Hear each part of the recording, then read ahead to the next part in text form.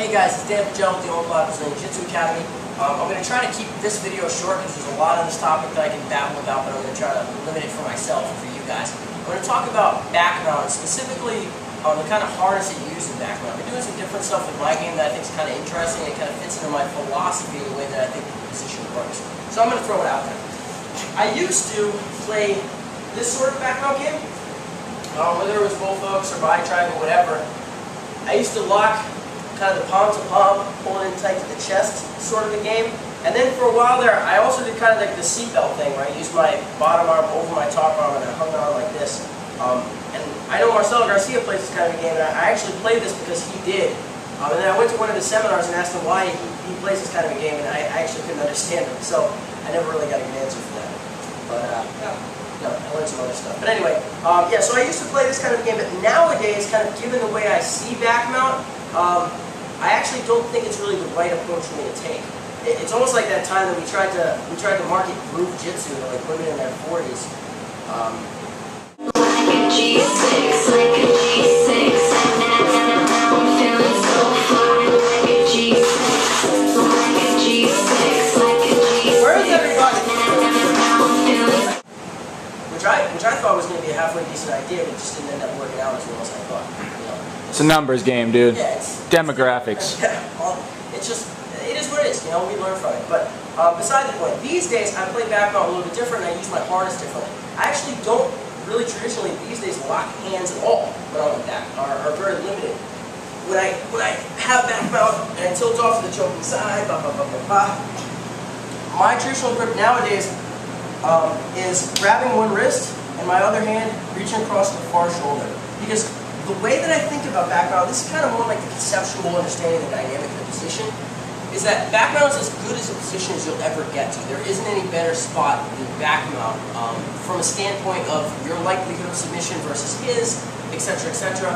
So, and I think a lot of people play it almost like, they play the harness almost a little bit loose, almost like it's a side mount where you're going to transition knee on belly soon, or you're going to transition north-south soon, you're not necessarily holding on to it for dear life.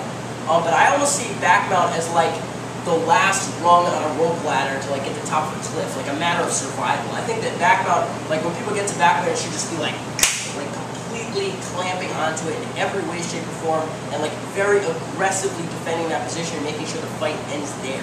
Because there's really no reason for it to end anywhere else. So, given that kind of an understanding, the way I play it now is I play choking arm low, and I just keep control of the top hand, and I always reach across and I grab the far shoulder. And I also always make sure there's contact of my forearm in either his chin and his neck. I really only see back mount, like these days, if I'm locked here, or if Black has his hands on the inside, yeah, like this, I actually don't even like give myself credit for back mount these days. I really only see it as back mount when I'm making contact. Because this position, it's such a limited dynamic. Here in back mount, it's not really so much about dancy cool options. Like when he's in my guard, I can do butterfly, I can pull close guard, I can stand up. There's so many cool things I can do, and he doesn't really know what I'm doing. In back mount, he doesn't want this to happen, and I want this to happen. It's very binary. It's very like, it doesn't get very fancy. I can't get all that fancy-dancy about it. So really, it has to be, this dynamic has to be a little bit less about cool options and a little bit more about taking advantage of the fact that I have an advantageous position and just trucking through. Just beating defenses, smashing through, and like pummeling aggressively until I get the finish. So these days, the only two like menu options from back mount that I like to really allow are either the end of a Looney Tunes episode, which is this, like lights out, which is preferable, or the dentist, where if he defends and puts his chin down, I don't just kind of hang out here anymore, it's just like aggressive crushing of the face, where my shoulder's driving in, my head is driving in, my forearm is driving in, and I'm riding this position out.